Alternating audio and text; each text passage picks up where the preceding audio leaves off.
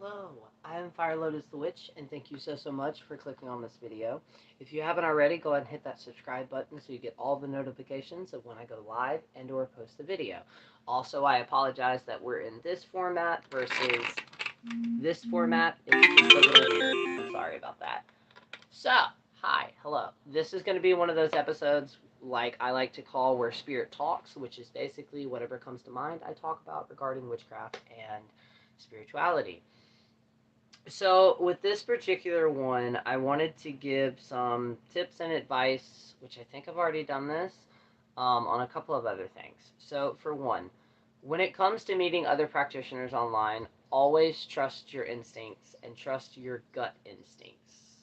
Okay, if you meet somebody and something inside you is just like, no, take that and go with it with how you will.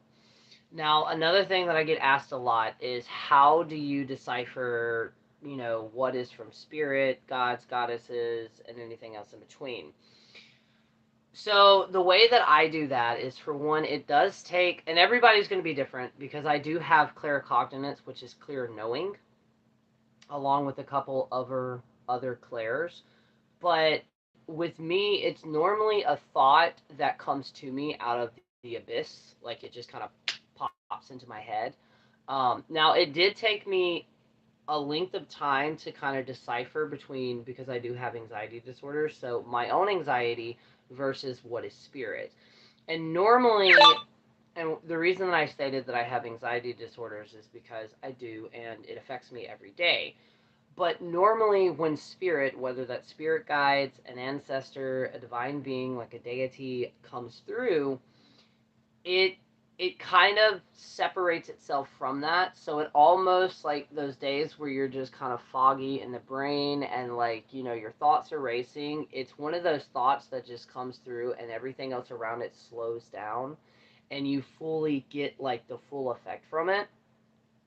Either that or, for an example, I work with Loki here and there, and my partner was doing something at a liquor store, and as we pulled up to it, I literally got this random thought. Now, take in mind, my father-in-law was with us at that point, and I randomly got this thought when he got out of the car, and I was like, I need a small bottle or pint, whatever it's called.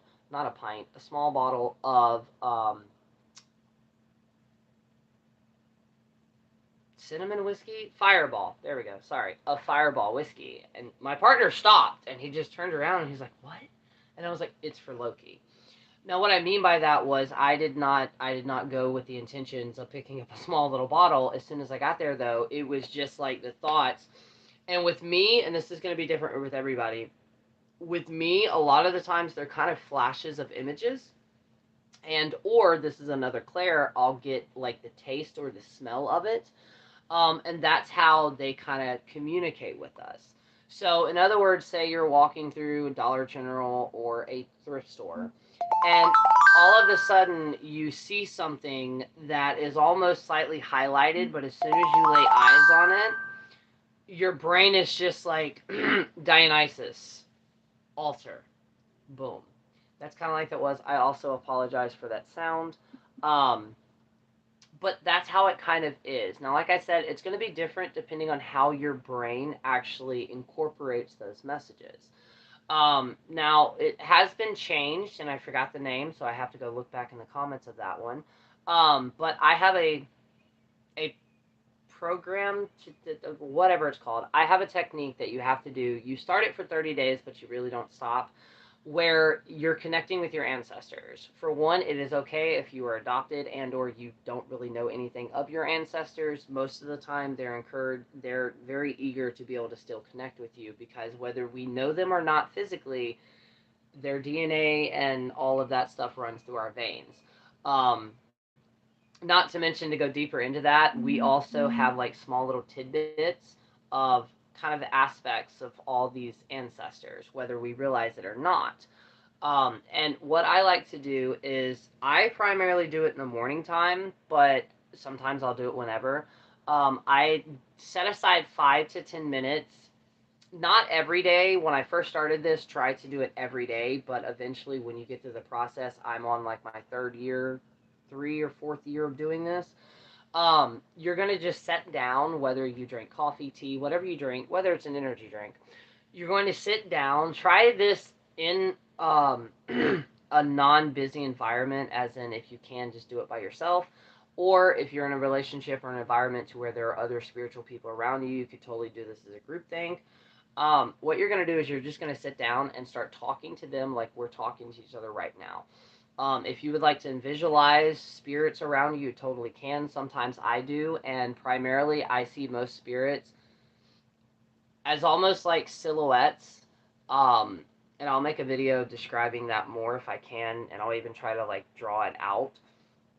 But what you're doing in this process is, for one, you're talking to them, so you're opening that line of communication.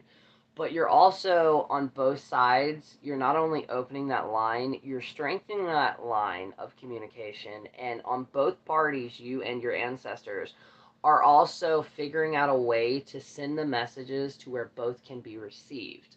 What I mean by that is, no divine being or spiritual being is going to send you a message or a signal or a sigil, whatever you want to call that, that your own brain is not going to be able to comprehend. So our brains are very, very complex, to the point where most people have studied their entire lives on our brains haven't fully cracked it yet. But the one thing we do, and the one thing we do know, and the one thing that we're really good at, is seeing things where things aren't there. Prime example of that, have you ever looked off into a tree, or my personal favorite, looked off at a ceiling or like wood paneling, and you start to see faces, you start to see things there. Now that does kind of match in with the uncanny valley effect. Basically, at some point in our evolution, there was something else here that looked very, very similar to us, to the point where it put off red flags in our bodies. So a lot of the time when you come across something, we've all had that effect to where it's almost humanoid, but it's just slightly off to where it sets alarms up in our heads. That's what that means. And due to that one specific thing and how our brains are, another example of this, I'm an example person, sorry, your dreams. So when you go to sleep, depending on if you actually hit the dream cycle, there's misinformation that everybody dreams every night. That is not true. The only time that is true is if you actually make it to the actual dream cycle, or dream realm is what I'll call it. Now, with that being said, if you are a partaker of the devil's lettuce, if you will, especially at nighttime, that can actually prevent you from dreaming. It relaxes our mind and our bodies to the point where we actually lay down and start to go to sleep, to where instead of working through each individual dream cycle, we kind of just skip ahead and go straight into the deep sleep. So if you are having troubles with dreaming, that could be another reason. There's so many other variables that go into that, but that could be a main reason with that. Now, with that being said, the reason that we dream, from our understanding of it, it is our subconscious and our consciousness being able to talk to each other on the same plane.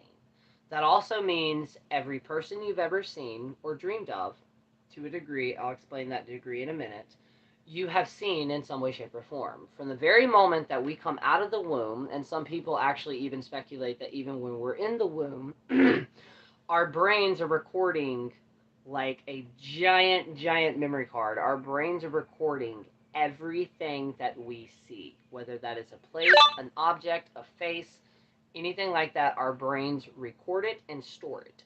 So when you go to sleep and you actually hit that dream cycle, what winds up happening is your subconscious and your consciousness kind of get together. But they can't talk like me and you are talking right now. So what they do is they'll take those memories, random memories and faces and all of that, and they'll kind of put an old school movie, oh my god, brain work. You know what I mean? It's an old school movie thing, right? So the dreams that you're having, it is depending on the emotions of that day, and with me, it's actually the day before that, or even the day before that one. Our brains on both sides, the consciousness and subconsciousness, create this movie strip to where the movie in itself helps us work through the emotions or situations that we went through that day. It's a survival mechanism on a very, very deep psychological level. Now, the if to that, or the, is my theory on prophetic dreams. So we all know of your third eye, and or I hope I say this right, the pineal gland or pineal gland. It's what ancient Egypt's noticed even before we actually fully understood it or even knew it was there. It's the symbol of the all-seeing eye. And again, that kind of echoes through all different other types of religions, societies, and cultures around the world throughout history. So my theory behind that one is, so we know the AI systems that we've been using with art, where you type in a word and it randomly generates something, right?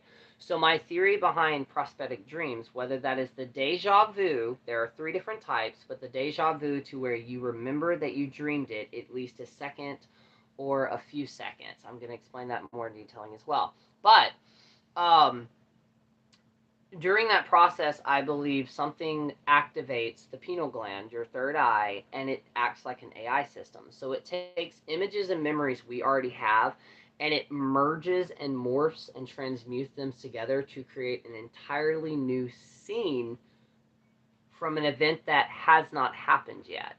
Now, there are some theories that believe, or some people that believe that when you have that deja vu, the dream deja vu, um, it is basically a spiritual signal saying that you are on your right path, and or it's a way for you to possibly alter the path that you're currently heading on. Now, what's really, really interesting of that, and I will repost it in shorts if I can, or I'll repost it on here. I don't really know how long the video is. I found somebody that I follow on TikTok who actually broke down the three different types of deja vus. By the way, that stems from French, I believe. Um, and there are three different types of that. But the ones that most that I have and a lot of other people have is we'll dream of something and we won't really remember it until that exact second. Example, a physical example of this. Say all of a sudden you're randomly watching this video and me doing my hands like that, the exact same the lighting is, the exact same way the face is, and with this right here and with this right here, that one instant, that 1 second that you just saw triggers a memory of your brain, and it's almost like you see the flashback of that split second in your head. And it's almost like you're shifting, not shifting timelines, but it's kind of like a sensation like that. That is a dream deja vu. In other words, you have already seen this second. Now, I do know some people. Sorry, there's something on the side of my nose that keeps itching. I do know some people, and I've tried it before, to where there are some techniques to where you can actually push that deja vu to kind of go more into it. But the reason that I brought that up of how dreams work and deja vu's work is the same way communication with spirit works. They're not going to send you something that our very, very complex brains, whether that's a physical or a metaphysical level, is not going to be able to comprehend. It may take time, but it will. So doing this challenge where you're talking to your ancestors and even spirit guides, you can do it with your spirit guides as well. For one, do not go into this thinking that within the first week to 2 weeks you're going to get that symbol or signal or that answer. It's all going to be different on depending on who you are. When I first started this, I started when my ancestors were coming around me. I would randomly get phantom scents. The very first one was really, really freshly ground dark black coffee with no creamer, no sugar, no nothing. That smell, it followed me everywhere, and there was nothing in the house that could create that smell. So after asking some family members and then doing some divinations, I learned what ancestor it was. So it went from that to now I have been able to randomly channel my partner's ancestors. Some of these ancestors he himself never met, but he heard of. I've been able to do that with random people who come to me for an oracle reading. Normally, if at any point they do show up, a small little ritual that I do, not really ritual, but it's just a thing that I do when I prep myself for reading. When somebody comes to me as I'm picking up the deck, I will actually say the person's name that I'm about to read. And not even that, there are honestly moments, there's at least 2 moments where, like, 30 minutes before this reading was even supposed to happen, their ancestors showed up or their family members showed up. And I do not consider myself a psychic or a medium just because there's a lot of other things that are tied to those names. No offense to anybody who actually identifies as a psychic or a medium at all. It's just too complex for me to fit that name. But how I receive ancestors, a lot of the times it's just kind of I know certain phrases or certain lingual ways that they'll actually speak that is not in my vocabulary, and or I will physically actually act out what spirits do. There was one cool case where I was about to read somebody and I started singing out these random songs from Disney shows or Disney movies, like old school Disney movies, and I was like, for one, I've not seen this movie in probably 10 fucking years. For two, I don't do this. I don't randomly just burtle out in song like I'm in a musical. Come to find out, as I was doing that reading, their ancestor or that person that was here was like, you need to tell them, you need to tell them. Another physical sensation is depending on the sides, I'll either get full body goosebumps or chills, and or it'll be on one side of my actual body.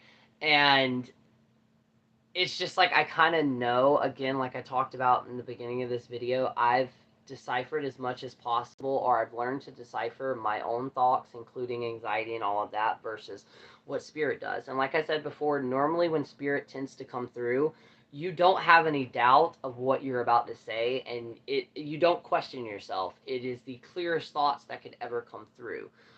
That is how I work with them. Now, again, depending on how your body reacts to that spiritual energy or that spiritual frequency, is depending on how you're going to interpret that. What a lot of people don't really fully understand is a lot of the times when spirit comes through, especially if you're not fully open or if you're not fully ready for it, it will actually cause anxiety, but not like anxiety where we're worried about the world and all the what if questions. It's not that. It's more of a physical anxiety.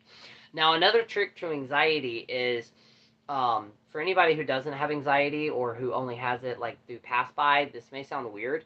But with anxiety disorders, depending on the disorder, we don't only have it here. We don't only have the physical sensation. It also can interfere with our thoughts and everything like that. So I've learned that a lot of the times when spirit comes through, it's not anxiousness up in my head. It's not anxiety up in my head. It's a physical body of anxiety. And the reason that is because you're having a frequency that's kind of trying to merge with your own frequency that you give off, and it kind of causes interference. Say you're using an old school like radio. I know that sounded weird. That made me sound old, but like the radio, actual radio, like from the antenna and everything. You know how like certain things, whether it's another car, another antenna, even tinfoil, or even yourself, if you walk in front of it in a specific way or get close enough to it, it causes that weird like fluctuation and interference. That's the same thing spirits do to us. Now, to kind of verify that a little bit more, when I used to live with my roommates, multiple roommates that I've had over the years, specifically with my misfit family. Shout out to my misfit family if you're seeing this. And if you actually are seeing this, please drop below just saying, "Hey, misfit." But with that specific group of people, we were around each other so much, and couples and even friends, siblings also get into this too, where we used to randomly look at each other in public, and it freaked a lot of people out, where we'd randomly look at them. I'd look at them and be like, please get the fuck out of my head. And like somebody outside of that group would look at us like, what the fuck? In reality, though, what we meant by that, it was almost like we synced up on the same wavelength. As in, we can look, like me and my partner right now, we can look at each other and we can have full on conversations without speaking. And it's because our human bodies give off different types of frequencies, and we'll say radio waves, if you will. And being around somebody, psychologically, it could be just, I have trauma, so I can read a room, or on a metaphysical level, it's because your wavelengths, or if you will, your auras are lining up to each other and they're connecting. Spirits use the same way. And the reason that I wanted to say this, now what the term that I'm about to use, I've really kind of stopped using until I fully deep dive on the original root of these terms, which is the chakra systems or energy points, right? So this right here is your crown. Your crown, the top of your head, is actually where you communicate with spirits. It's not here. This helps you see and helps you understand things better, but this right here is actually where we get that information from. Hence, veiling. Veiling is basically either, actually, you can do it like this. Um, Literally just putting a hood on or a hat on or wrapping a scarf around it. It's veiling. It's cutting that connection off to the divine. This can be important if, now there are ways, again, I'm going to say energy points, or I'll use the cauldron points. There we go. That stems from Celtic. And they believe that you have 3 of them. But with a pendulum, you are going to need another person with this, but with the pendulum, lay down flat on a bed or, somewhere comfortable and get a person with a very, very steady hand, very steady, to move the pendulum, like hold it here for a second, hold it here, hold it here, hold it here, hold it here, hold it here, and then your root. And what this can do is, depending on how it spins, how fast it spins, and even which direction it spins, whether that is clockwise or counterclockwise, it can indicate where you have blockages at in these crucial points. Because these crucial points are the ones that here in the Western world we focus on, which are the chakras. Sorry if I said that wrong.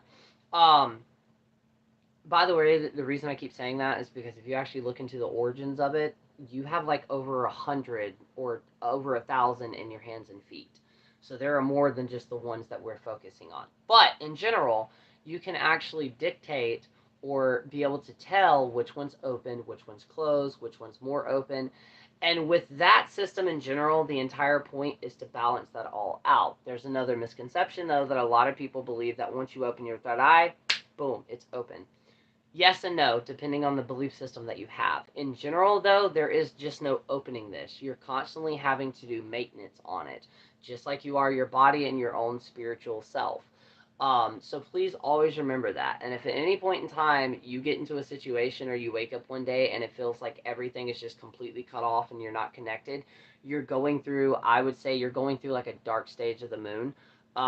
Because our mundane life and our home environment and work environment and social environment, all of that can affect how spirit communicates with us, whether we don't feel it at all or whether we're extremely open. Now, another prime example of that is when you were a kid. When you were a kid, most of us were always open. You can still get back to that, but the most important part is before you start trying to open, just rip that bitch open, please work on this one first. The reason that is because, and I know this through a mistake that I made because I thought I was ready for something that I totally was not. I did a meditation, the deepest meditation till date that I've ever done in my life. And let's just say I was not physically prepared or mentally for what I actually saw. And it has damaged the way that I see things. I still see them, just not as clear or in the same way that I did before. And that's the reason, and the reason that I bring that up is because our mind and body and spirit all work together simultaneously, which means just like the uncanny effect, or the uncanny valley effect that I mentioned, our bodies can shut certain things off and or prevent them from happening if it knows that it can cause more trauma versus actually helping you. Now, when I mean trauma, I don't necessarily mean it in the term that we mainly use it in spiritually. In other words, you're not going to want to open something and then see something that you cannot deal with. There's also another reason that some witches believe that you're supposed to have fear to be able to keep you in check, as in to make sure you don't just become like fearless and just triumph through everything. But at the same time, if you're trying to communicate with spirits, or trying to do something along the terms like that, if you have fear going into it, it will affect how things play out. Some of the number one things, or say the 3 to 4 things that will affect your craft the most: stress, doubt, self-confidence, and anxiety. The reason I'm saying that, and I also suffer with self-confidence, you have to have confidence in an authoritating manner of what you're trying to bring to you, push out, or manifest, if you will. And the reason I state that is because if you are manifesting a car or manifesting the perfect family, the perfect environment, the perfect whatever it is, if deep down inside you on a physical, spiritual, and mental level believe that you don't deserve it and you don't really like it, you haven't done anything to deserve it, if you will, it's going to affect that spell. And no, before somebody comments, oh, well, that's shadow work, yes and no. I've already made a live on that one, and if I have to, I'll make another deep dive into that. But no. Anybody who has any type of trauma, especially during younger ages, shadow work can actually be more damaging than it is helpful. Unless you have a therapist. A therapist can obviously help out with that. But in general, that's what it's like working with spirits. And there's no, like, book to it. Prime example in story time. And if you've made it this far, what is your favorite holiday, pagan or non-pagan, and why? Let me know in the comments, please.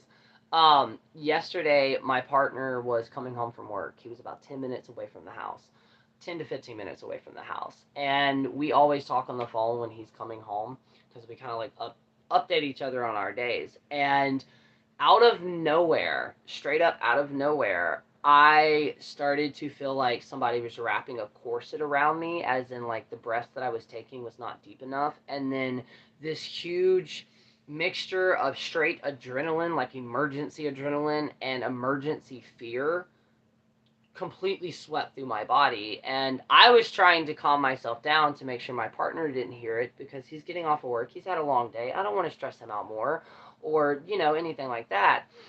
And obviously he heard it in my voice and he was like, "All right, I'm headed there now." Well, this was getting progressively worse as he was heading to me. And he was focused on me and also focused on the road. It had been raining and a curve came out of nowhere. And let's just say there could have been a very, very bad accident. And the only thing that I heard in those moments from him was, "Oh shit." And then, like, one or two, like, tire, I can't, motor sounds, vehicle sounds. But as soon as that "oh shit" moment happened and then I realized he was safe, everything that I was feeling, me not being able to breathe, the tightness, the anxiety, all of that went away fucking instantly. And that's not like any anxiety attack or episode that I've had, because I have panic episodes and I have anxiety attacks. Yes, they are different. I also have PTSD or complex PTSD episodes. None of those did what this one did. It was almost like my body was picking up on an event that hadn't happened yet. And another way of explaining that, because the detail of the reason we were talking, was I told him, I was like, that feeling I've told you about before? For y'all who don't know, I sometimes get this feeling far out before it actually happens, and I never know the situation that's going to happen in. But imagine you just went to the beach on this small, weird island that's still connected to Florida, if you will. And as you get there, everything shuts down, and you get notified that there's a Cat 4 hurricane off the coast that's about to smack into you. And you're in that situation to where you can't go anywhere. You can only take shelter, and you're just going to have to ride it out. But you don't know what it is, how it's going to affect you. That's that feeling. It's like the shoe's going to drop on a whole new level. And if I wouldn't have been talking to him in this weird way, he may have actually, you know what I'm saying. So that was a new one for me. And he even told me, he's like, "Thank you." And I was like, "What do you mean?" And he goes, "I think you were actually picking up on what just could have happened." So when it comes to having this abilities and being sensitive, it changes. You're not always there's no guidebook. I've not found a single fucking guidebook. I've found other books that focus on meditation to try to help with these. But like I was talking to our community, by the way, if y'all did not know, we have a Discord. Find it in the link tree listed below. We were talking in there though, and I was like, I don't understand I don't understand it, because a lot of the times, some of those moments where I either almost predict something or I have a flash of a past life, I'm not actually there trying to do anything. Like, it's just a random day for me, and boom, it unlocks it. But the key to having these abilities is try to find somebody in your life, whether it's in person or online, to where when you have these moments or these feelings, you'll be able to voice them. The reason I'm saying that is because writing them down, keeping a journal of them, putting them in your phone, whether they happen or not, that's not the point. The point is you will slowly build confidence in the knowledge that comes to you. And whether you identify as a psychic or a medium, that's their secret. It's not the fact that they're like powerful or anything like that necessarily. It's the fact that they have confidence in what is coming out of their mouth. And when you do that, it's also going to inherently make a direct link to your intuition. And the more that you focus on that over time, learning exercises that specifically work for you, because they're not all going to work for all of us, it will specifically hone in, and you will be able to get to a point to where you can actually willingly activate them. Now, I myself am not always to that point. There are certain things that I can do as long as I focus on them, and then other things, it just naturally comes to me.